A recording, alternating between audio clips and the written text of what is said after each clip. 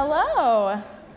Welcome to this session. Should your arts organization produce a podcast? We'll see.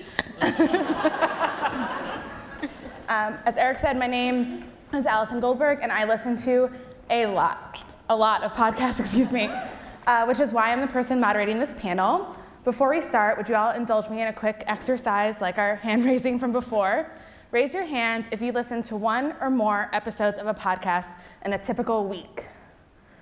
Okay, keep your hand up if you listen to 5 or more podcasts in a typical week. 10 or more? 20 or more? 30 or more? All right, you hear my man? I counted my podcast intake in a random week in September, and I listened to 33 episodes of podcasts. That is 20 hours of podcast audio in 1 week, and yes, I am single.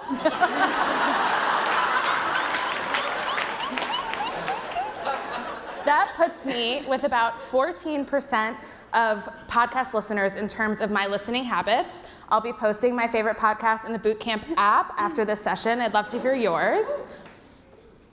For context, in 1 week, an average podcast listener listens to 7 podcast episodes. Podcasts are everywhere, and there are always new ones coming out, as we all know. Podcasts reached a milestone. As of this year, the majority of Americans have now listened to a podcast. Edison Research in their Infinite Dial study estimated that 14 million more people listened to podcasts weekly this year than in 2018. You'll hear more about this from Eric tomorrow, but this is hot off the presses from our Performing Arts Ticket Buyer Media Usage Study. When looking specifically at surveyed arts buyers, according to this study, 59% of arts patrons reported having listened to a podcast, an impressive increase of 20 percentage points from 2017, when just 39% of users reported having listened to a podcast. Podcasts are mobile first. The name from podcast actually came from iPod and broadcast, which I didn't know before this panel. But what makes podcasts different than regular social media is that it can be with an audience member when they're not able to actually look at their screens. Here are some activities that people reported doing while listening to podcasts. I personally don't know who the 70% of people who are not doing anything else, but if that's you, more power to you. Many people, including myself, listen to podcasts while cooking, cleaning, walking, commuting to work, things like that. On the other hand, we still have those 41% of arts buyers who don't listen to podcasts. Here are some reasons they might not. 75% of non-listeners said podcasts just aren't for them. Okay. And 36% said that there aren't any podcasts that cover topics they're interested in, which I think provides a great opportunity for arts organizations to fill that void. And then there's also an opportunity for current listeners. The same study from Edison Research said that people who do listen to podcasts listen because they want to learn new things, be entertained, feel inspired, and escape, which is all things that arts organizations already help people do every day. And I think those are things art podcasts can help provide for those people too. So with that brings us to our panelists. And before we really get into it, I wanted to ask, what podcast did you listen to on your way here today or most recently? Sure. Well, I should preface this with I am also a rabid knitter, shall we say. So I listened to the Knitmore Girls. I had been saving them up for my flight. My last podcast was the BBC Radio Comedy of the Week. It's my way of getting some news into my brain without being completely depressed. I guess the last one I listened to was this morning, and it was Recode Decode, which is Kara Swisher's podcast that some of you may also enjoy. I love to hate it. And I listened to The Daily, so that was depressing, but it's fine. Yeah. I had to let that one go for a while. That's fair. Yeah. Okay, great. I wanted to start off with each of you just providing some context around your organizations and your organization's podcasts. So Laura, I'll start with you. Sure. So I work at the Joyce Theater, which is an international home for dance in the heart of Chelsea, here in New York City. We present dance almost every night but Monday, really, for 48 weeks out of the year. So we're all dance all the time. And our podcast is called Still Spinning, and it's sort of deep dive conversations about dance and the creative process with some of the most interesting dance artists I know. Okay, go ahead. So I am with the Rubin Museum. We're neighbors, and we're also in Chelsea here in downtown Manhattan.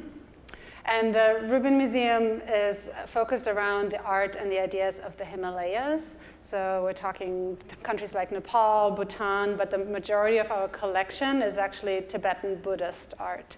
And Tibetan Buddhist art wasn't actually conceived to be art. It was actually a tool to look into your mind, and really a tool for happiness. And so we try and decode what that is. So it's kind of the neuroscience of 2,500 years ago. So the art were objects that were used for meditation and for rituals. And every little detail has layers and layers of meaning. And what it all really comes down to is that there are things inside of us, our worlds within, that we can shift by breathing or setting intentions or merely thinking about certain things, and by shifting what's inside, we can actually better navigate what's outside. So that's sort of the bottom line of all the art that we have. And what we do in the museum is not just exhibitions, but also a lot of programs and talks and concerts and workshops, et cetera, all around really decoding this art that's very esoteric. And also, one of the challenges we have is that we are a secular art museum, and we're dealing with this kind of art that's considered religious or, spiritual and very esoteric. So one of the programs that we do is a weekly lunchtime meditation that also involves a piece of art, one piece of art per week that gets explained and a little bit unpacked. So it's very accessible, and we turn that into a podcast. Cool. And I'm with Seattle Opera. Shockingly, we produce opera. We do 5 main stage productions a year, along with a couple of concerts. We have a chamber opera. We do a whole bunch of educational outreach events as well. And our podcast is the Seattle Opera Podcast. The main bread and butter of the podcast is a 101 series, where for every opera there is a 101 podcast. And it will be an exploration of the opera. It will be some information on the music. It's designed to take the risk factor out of someone purchasing a ticket for opera or attending, so that they feel they're ready when they walk through our doors. We have a series called VoiceWise, which is for people who may not be familiar with opera.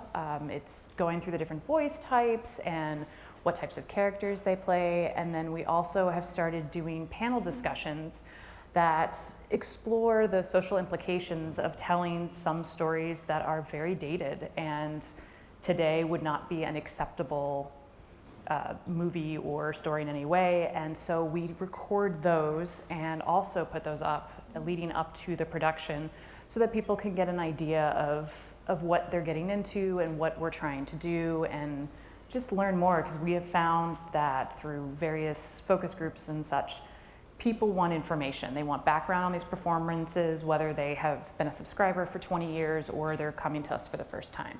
So we're trying to use it as an engaging educational tool for our audiences. Great. Laura, I want to start with you. I think your podcast is sort of the most traditional of the 3 that we have here. So I want to know why you sort of chose that more traditional interview format.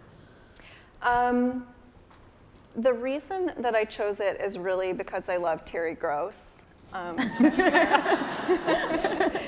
And I did have quite a bit of experience interviewing artists. It's something that I really love doing, like it really lights me up. I used to work in programming, and so some of the most fun parts of that job was like the meetings where I got to talk to the artists about what they're gonna do, and then stopping into rehearsal. And so now it's like my job to do that.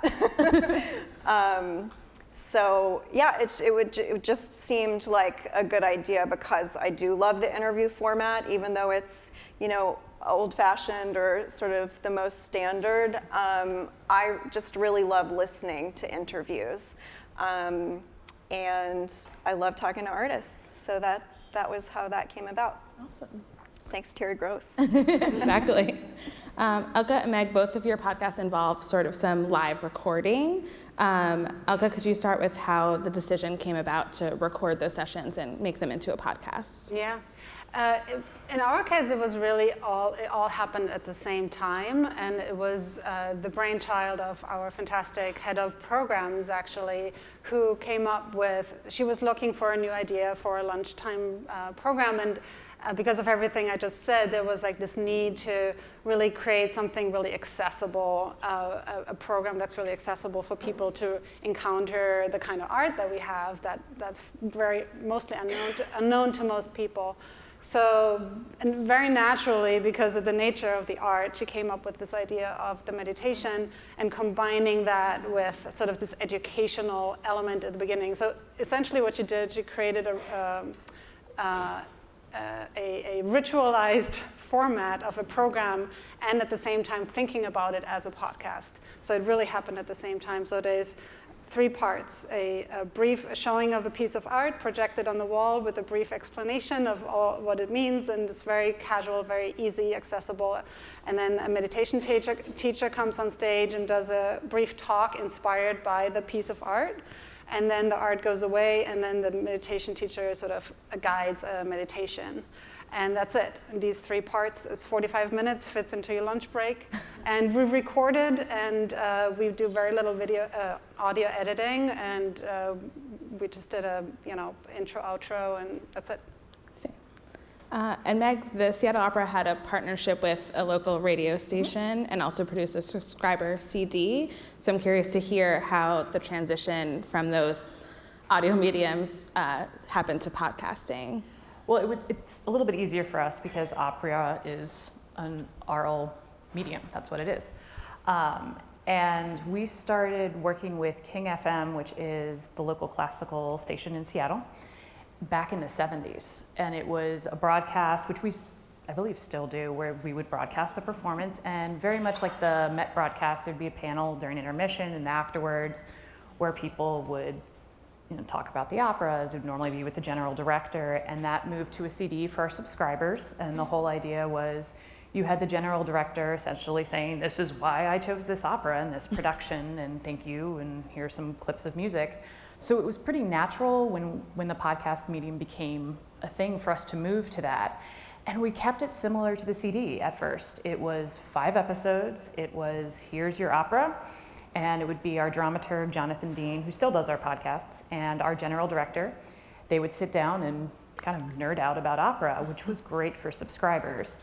But in 2018-19 season, in that season, we decided to expand it from those 5 to more than 20 episodes. And it was the transition from those 5 original episodes into a 101 series, which was more geared towards people who were new to our product, as well as subscribers. We still had them in there. And then we also had the opportunity to use all of this other content that we were putting out there, but wasn't always making it to where we wanted it to be.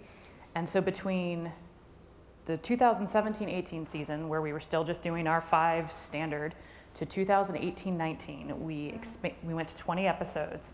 And we also got on iTunes, which was a huge difference. We went from 700 downloads to over 6,000. And thought, okay, there's content there that people want. So that's kind of been the journey. But yeah, it started as a radio broadcast, and we'll just keep transitioning it to the next medium that comes along. Amazing.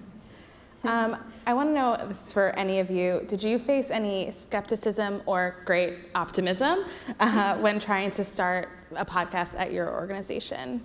I was going to say for us, there was some skepticism because we have some wonderfully loyal patrons who have been with us 25, 30 years, and they don't love new tech. And they have no qualms about telling us that they don't love new tech. So we would actually get people calling into our audience services department saying, where do I find this? And we thought, oh no, we're gonna lose everybody who's actually interested in this. But in making some changes to our content and such, we discovered that we could get some of those folks to listen to our podcast on their iPhone.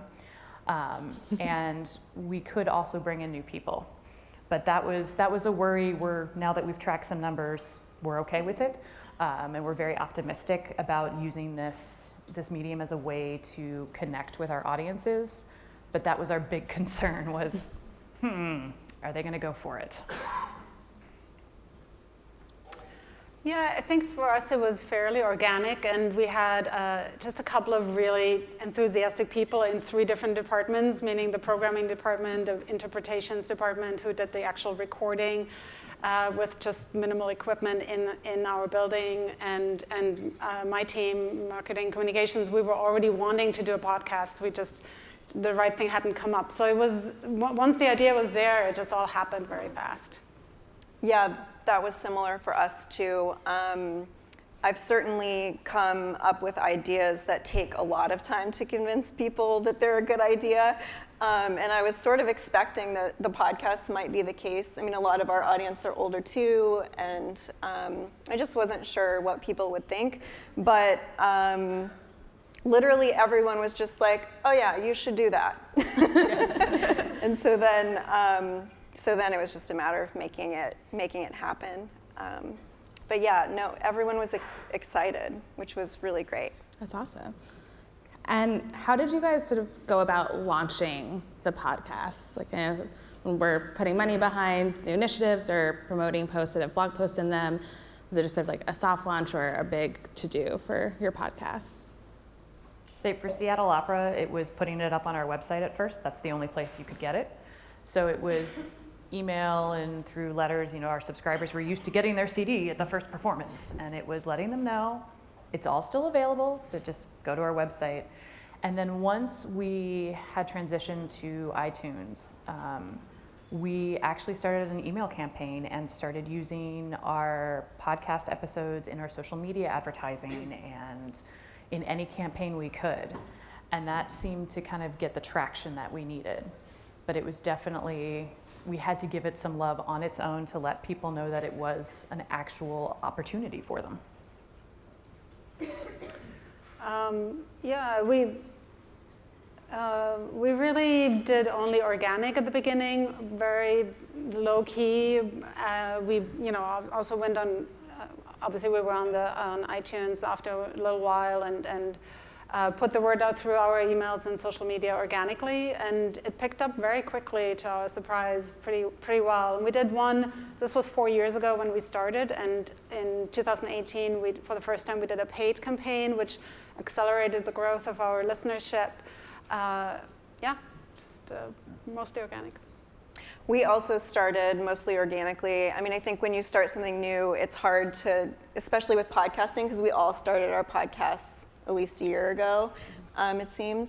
And I feel like big launches are like a newer kind of a thing. And I think if we did it again, I would want to go that route. Mm-hmm. But it was something new, and we sort of wanted to see how it went and how people felt about it. So yeah, it was mostly organic. And also from the beginning, the podcast was not only meant to be like something that people, around the world could listen to if they were a dance lover, but something that we could use to help contextualize the performances. So the pre and post show emails and things like that were important.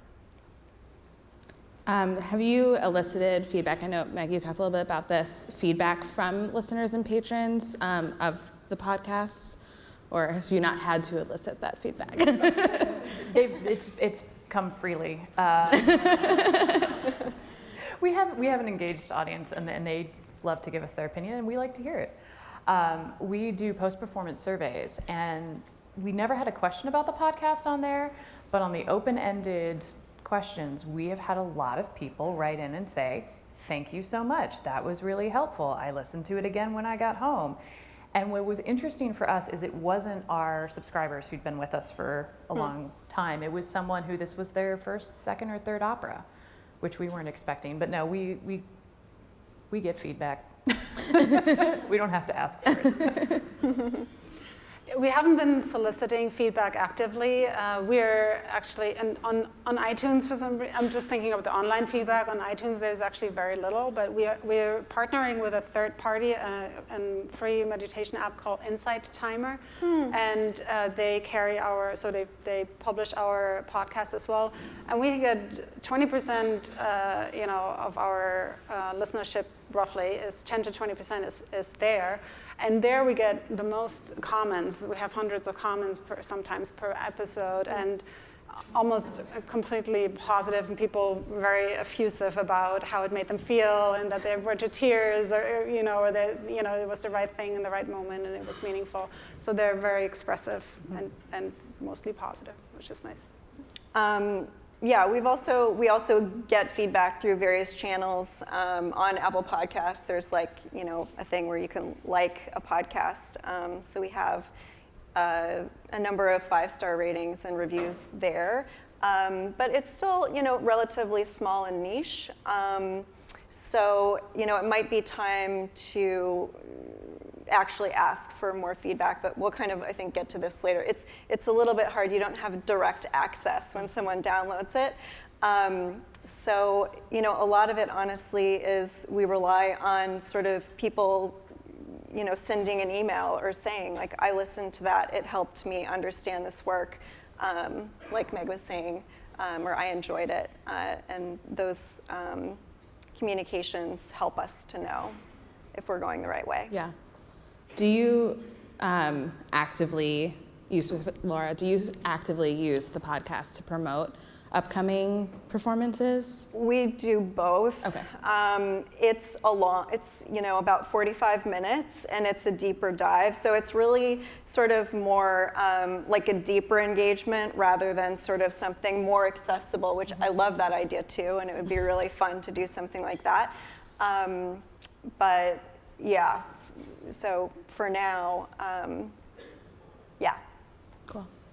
Meg, do you feel like it helps actually sell tickets to these podcasts, or do you feel like it is more once you've gotten those new people in the door, like helping them, sort of, Eric loves the flywheel of like getting people more engaged with art before they get there? So one of the things the person who does our podcast for us that he does extremely well is he walks a fine line between needing to have a music degree to understand what he's talking about and making it interesting and accessible for someone who might not know much. And when I first started listening to these, I have 2 music degrees in voice and opera. I was really shocked that I found it very, very interesting.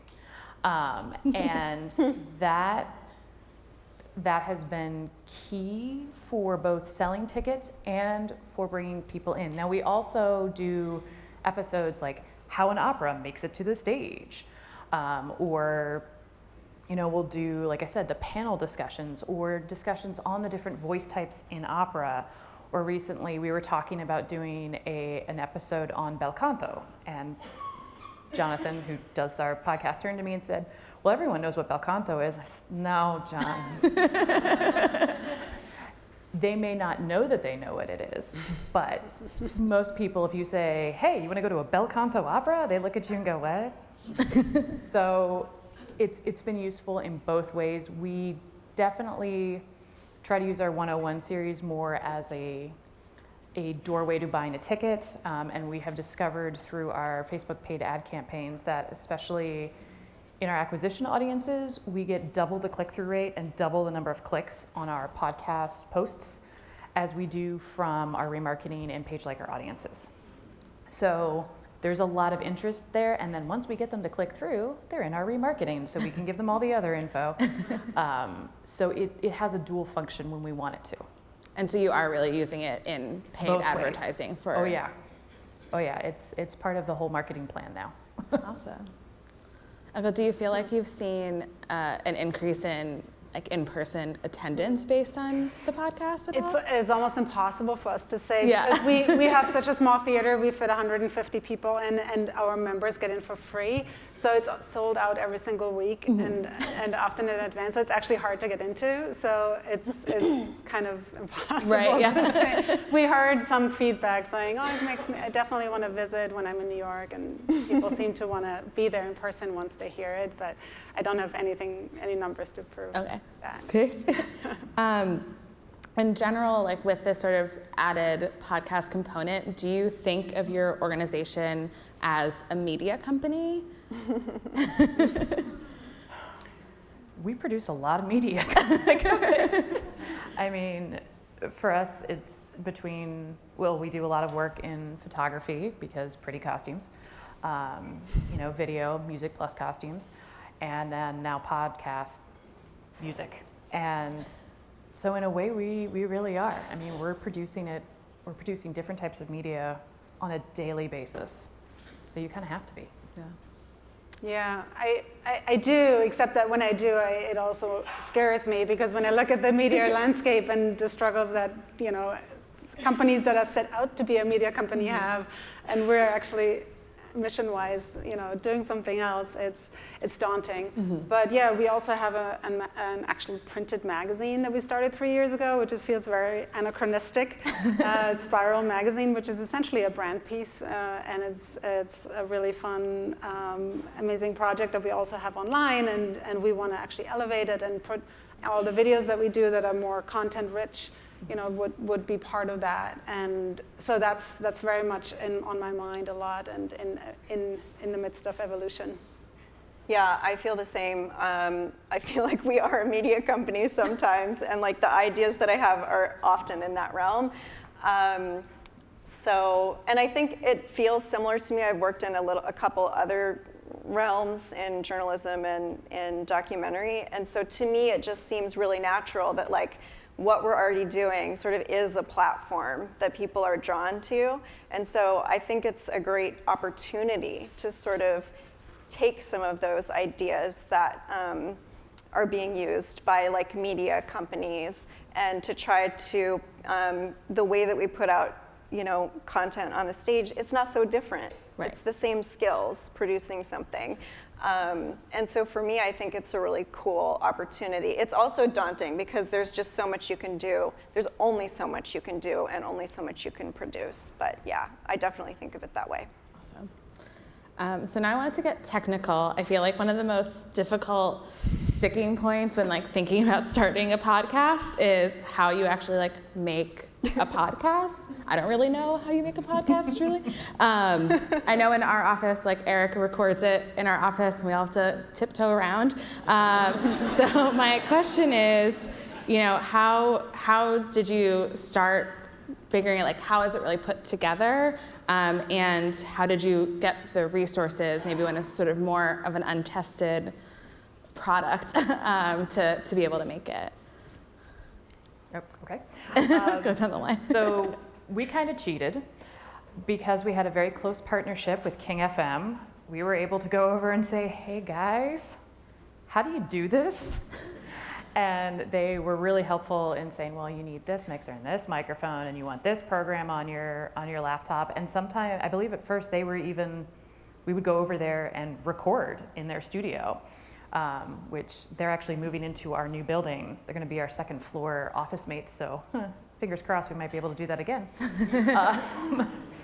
But yeah, that was how we got started to learn about what we needed.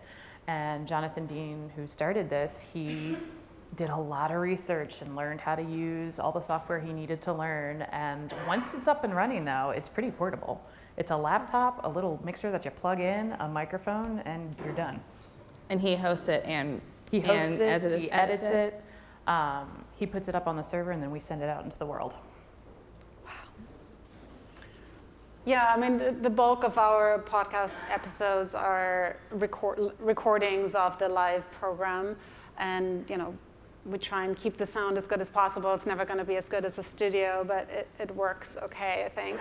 And then we just recorded an intro and an outro, and we did that really. I wasn't actually there when it happened. I think it happened in our green room, and some colleagues are no longer around. I couldn't ask them.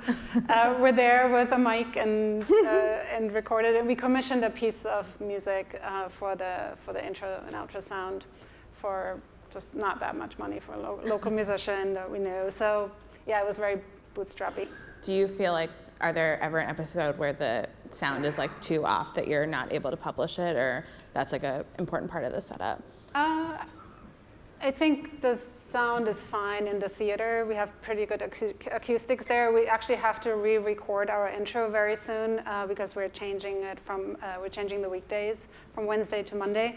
And just so you guys know, for those of you who are in New York City, in case you don't know, Google has a studio, and they'll be offering it to non-for-profits. You have to sign up and get trained and all that, but there is a partnership with non-for-profits. So I haven't done it yet, but I'm trying to do that for this next recording.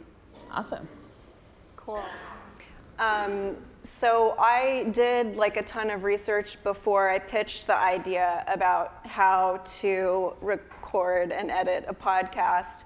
And there was somebody on our team who is very good at technical things, and I thought, we could do this together, it's gonna be great. And then something happened that you can probably all relate to. We had like a crazy gala, and all of a sudden, sort of a lot of our marketing resources were being used for gala and other sort of things that had come up. And I think this is just something that we all face when we start something new. It's like the biggest limiting factor is our own time. We were sort of getting to the point where it was like time to launch, and I was faced with my own technical fears. And so we just pivoted, and so I had set aside some money to purchase equipment and go that route. But I thought, if this is really going to happen, as a person, I'm just going to need a little bit of help. So there's a ton of great studios in New York, and I'm sure also in any location that you would be in. And so we record at Threshold Studios, which is actually nearby here, and they've been really great. At some point, we may end up investing in the equipment, but actually I think probably overall we may have saved a little money at this point because we don't produce like a vast number of podcasts. We have 13 so far. So I think as we go, we'll figure out if doing it in-house is the right route.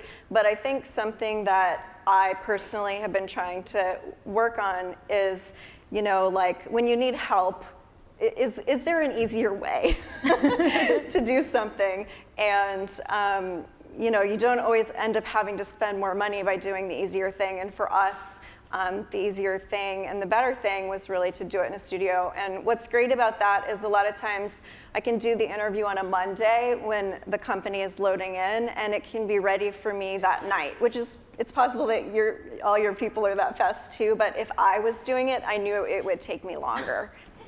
Totally. That sort of leads me into the next question, which is sort of how were time and budget sort of initially allocated for this, and has that had to shift based on, I guess, the success of the podcast, so like that more of your time or more of the host's time sort of come off of other things and is now dedicated to the podcast? Or is it a labor of love? For us, like I said, we've been doing these CDs beforehand, which by 2014 were exorbitantly expensive to get produced. So, looking at this equipment to do a podcast and someone who's already on staff and available, and we could do this. We have the rights to the music because it's recordings of our operas. It was a huge money saver, so it was kind of a no-brainer. It was just like, we can still produce this and not spend a fortune. So for us, that's been really great. More recently, like I said, we're kind of tracking as we've expanded our podcast, and so we'll see if after this season, if we want to go even further, based on what we're seeing, maybe. But yeah, for us, it was a cost savings. So yeah, no brainer there. Yeah.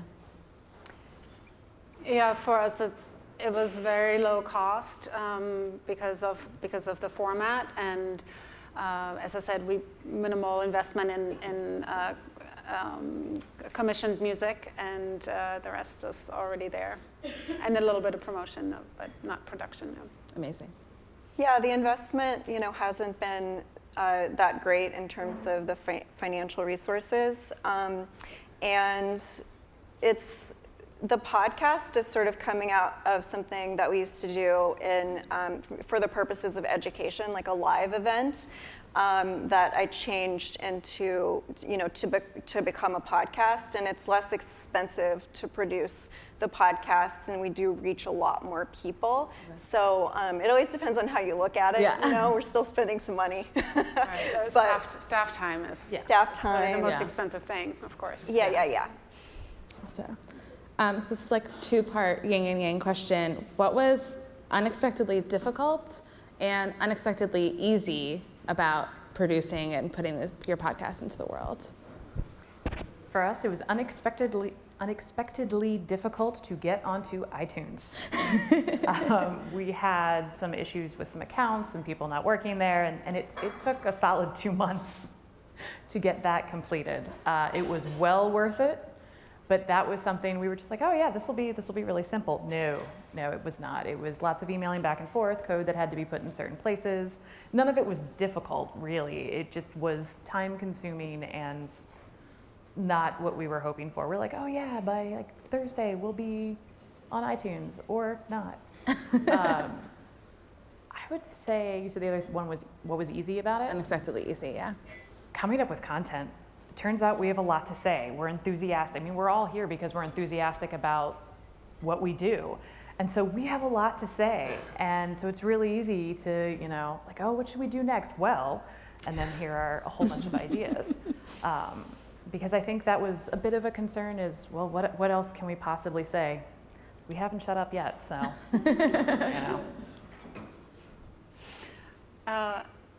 Unexpectedly difficult. Strangely, we need to put a link in our description because we point to a piece of art that can't live on the podcast platform. So we link to our website, and somehow those links tend to break a lot. So when you go and check out our podcast, so I know that there are a couple of links still that are still broken. We're working on it. Unexpectedly easy, and I just found this out in preparation for today, is that when you actually go into the iPhone podcast app and do a search for mindfulness meditation, I mean, you can imagine how many mindfulness meditations are out there. We're up first.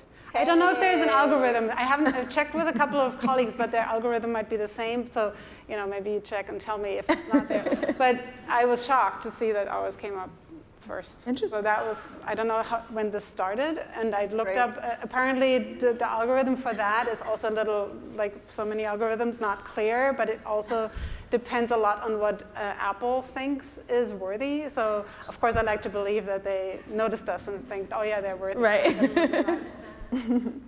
I don't know if I can point to anything that was specifically easy or specifically hard. I think all of the podcasting was like not that hard and not that easy, like the technical pieces.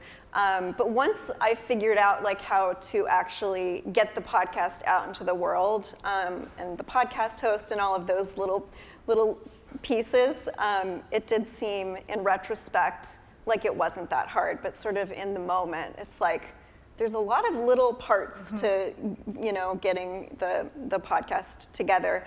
And then I guess something that always seems a little harder than it should is just scheduling, I say, is it difficult to get guests to agree to be on? Or it's not. People always want to do it, but then it's a matter of timing because we have a lot of artists who are international, and I like to do the podcast in person, and so it's just kind of a scheduling situation, but also hasn't been that hard, it's just like.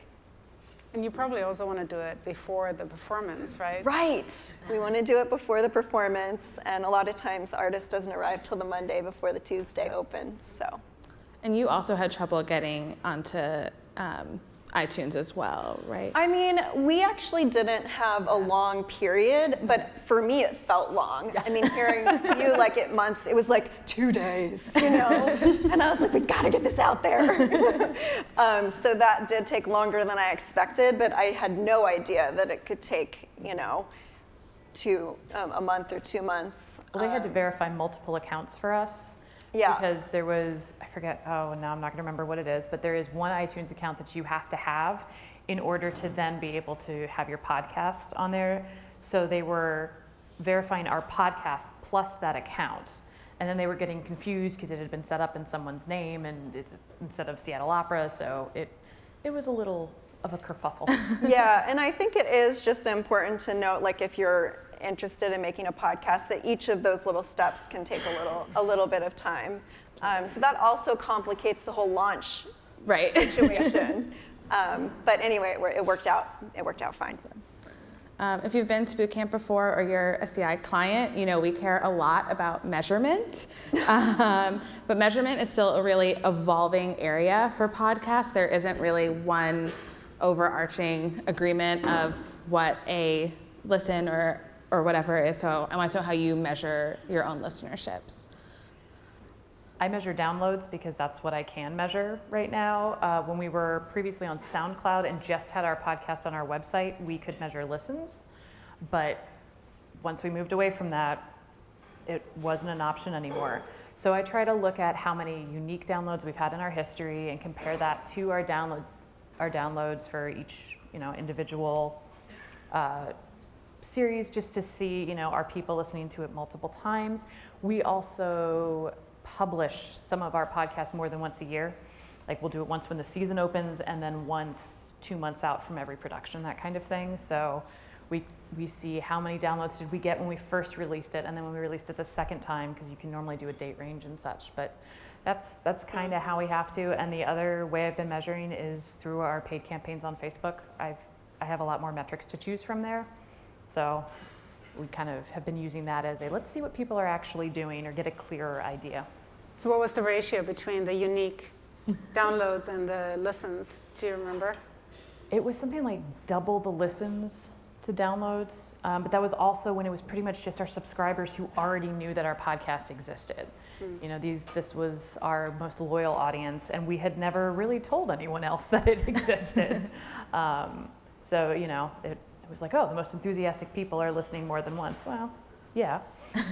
So it's been interesting to see as we've moved into looking at people who maybe aren't our most loyal customers and how we can make them our most loyal customers, what they're doing on these posts and on email links and anywhere else I can find data.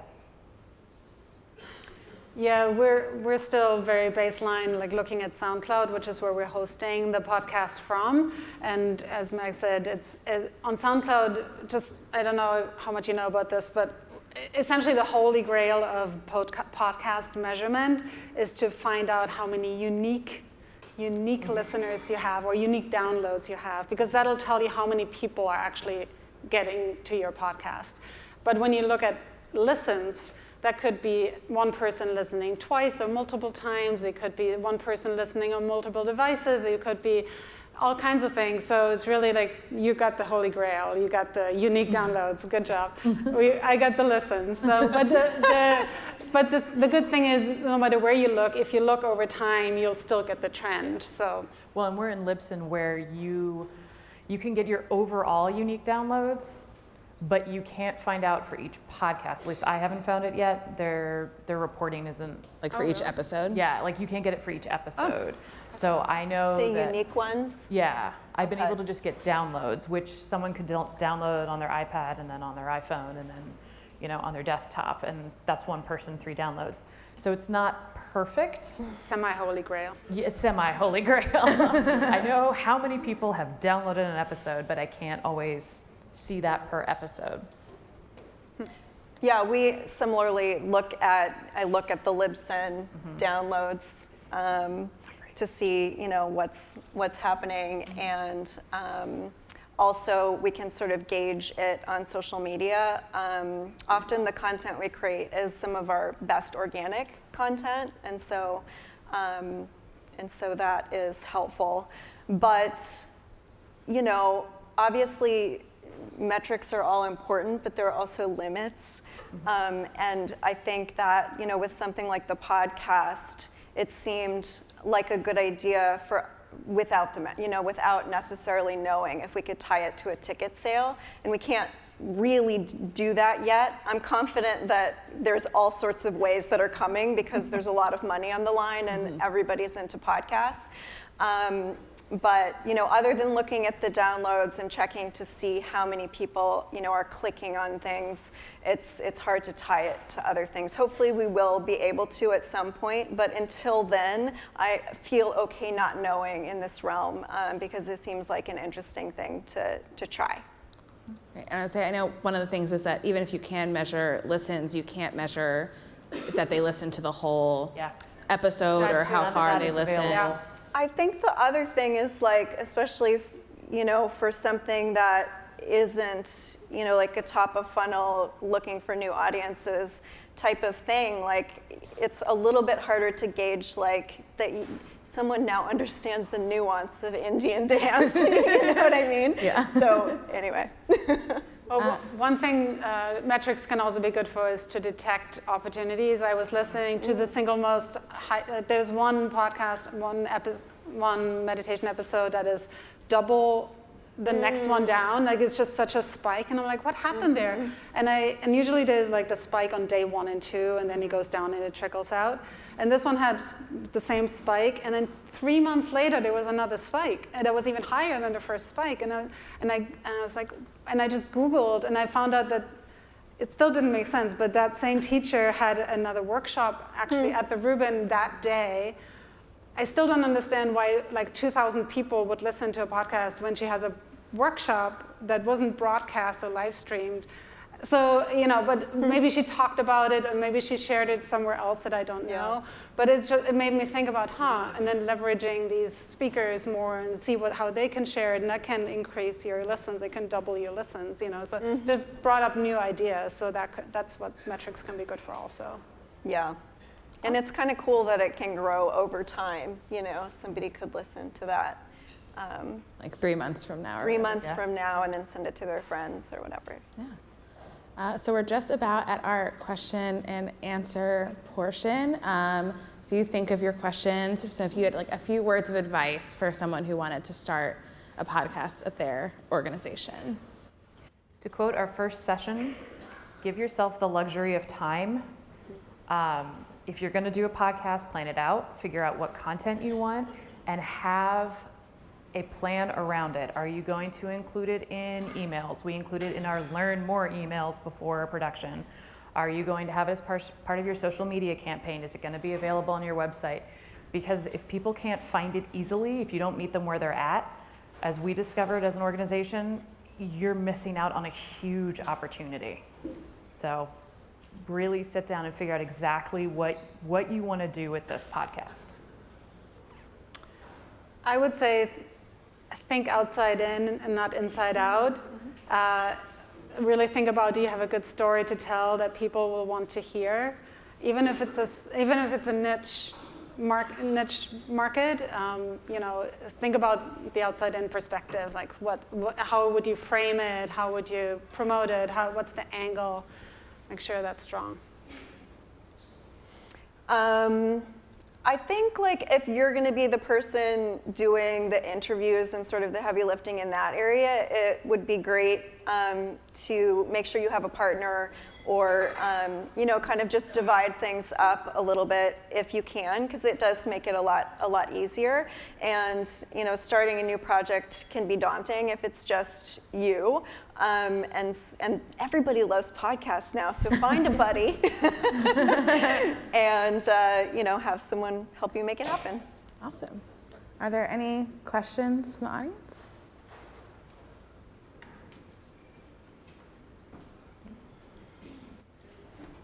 Hey, I think one of the biggest things for me when I'm thinking about starting a podcast is the why behind it.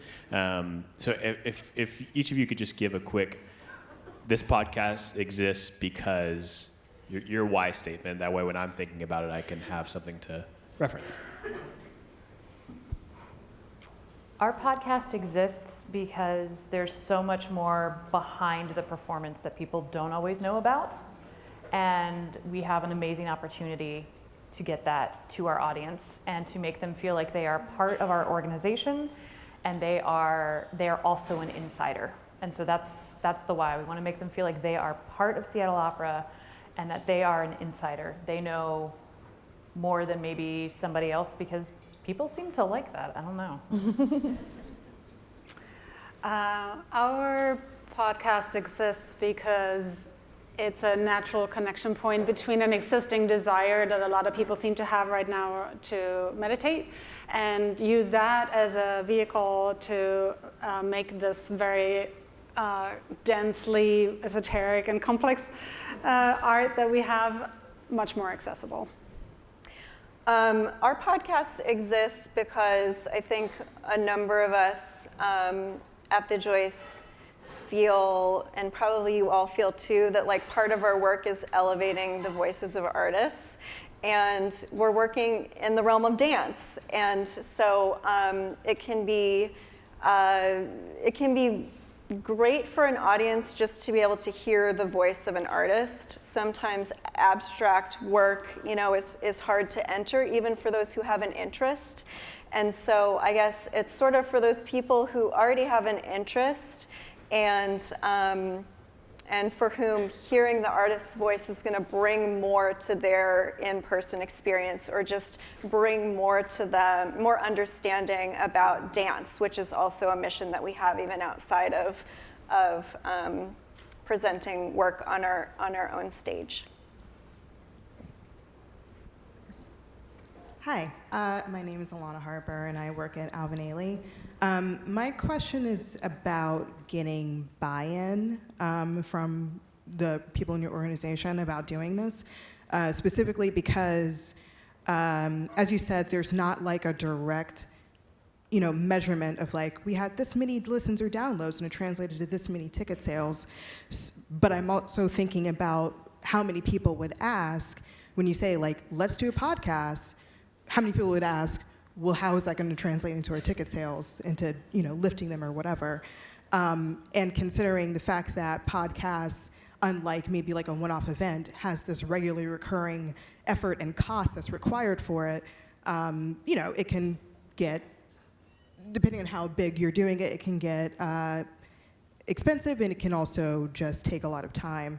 And then again, since you don't have that direct correlation to it translating into a certain number of ticket sales, I'm just sort of curious to know how many of you maybe got that question when you were first pitching the idea of how is this going to, generate more money for us, and how did you answer it?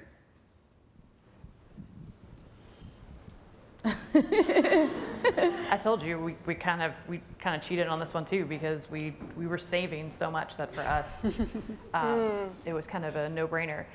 The slightly snarky side of me wants to relate this to the fact that most of our organizations, we still do direct mail. And that's great. And that's a great part of our marketing. The metrics on direct mail can be measured, but they're not really all that detailed, and yet we still do it because we want to get our content out there and we hope that person's going to read that postcard. We put a lot of money behind it. And I would say with a podcast, you can kind of make the same argument of, okay, yeah, we don't have great metrics on this yet. But first of all, we won't know until we put it out there. And second, there are other things that we do that we simply can't, measure how many people see a billboard, yet we still have faith that it works. So I don't know if that's the right answer to take to your boss or your board, but I would say two things. One is, of course, you have the mission argument, right? There's a mission. It's like we heard this morning, it's non-for-profit, it's not for-profit, but it's for a mission. So, and in terms of the money-making, I think it's also something that Capacity talks about a lot. It's like the content strategy is such that you have to offer really valuable content in order to engage people and keep them and delight them and keep them coming back. It's just part of what we all have to do. It's kind of a baseline now. Mm-hmm.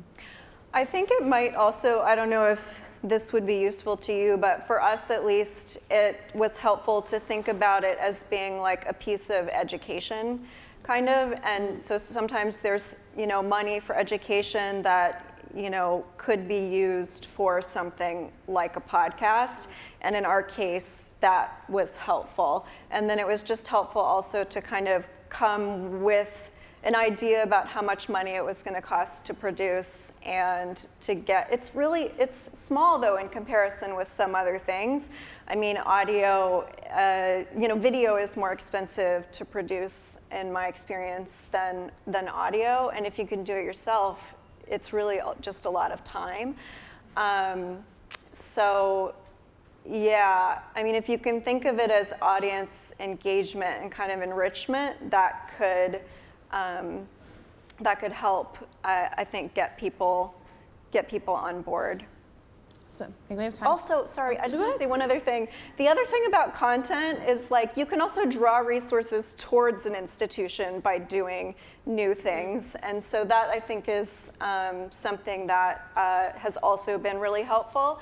And I've had good experiences with certain ideas like this, including the podcast, where a conversation with development can, is there a funder who could be interested in that? And then, There's there some it money. is. There's that pocket of money. I would go with their answers, not mine. I think we have time for one more very quick question. Hi, I'm Alex with Tennessee Performing Arts Center, and we have a podcast called TPAC Inside Out, and I'm really interested in getting a sponsor for it. And I was wondering if any of you have looked into getting a sponsor for your podcast, and if so, how did you go about it, and how did you appeal to them, and where did you work sponsorship into your podcast, if you have? Anything sponsored? We have not. We have not. None No. of us. No. We haven't. It's been, I think, low cost enough that we've just been kind of footing the bill, but I like that idea. Take that back. I like the idea. I think it would have to be a different content podcast, because at the end of the meditation, the last thing you want to hear is Not for you. Sponsored not by. for you. Sunday. Yeah. I've definitely thought about trying to do it, but I think at this point we think of ourselves as being the sponsor, and kind of it's just a piece of content marketing that's drawing people hopefully towards the Joyce. So we haven't done it yet, but I would definitely think about it in the future. And actually, once you get a certain number of downloads per month, there's sort of some tools to help you do that. Cool. Well, thank you all so much. I Thank really you. appreciate it.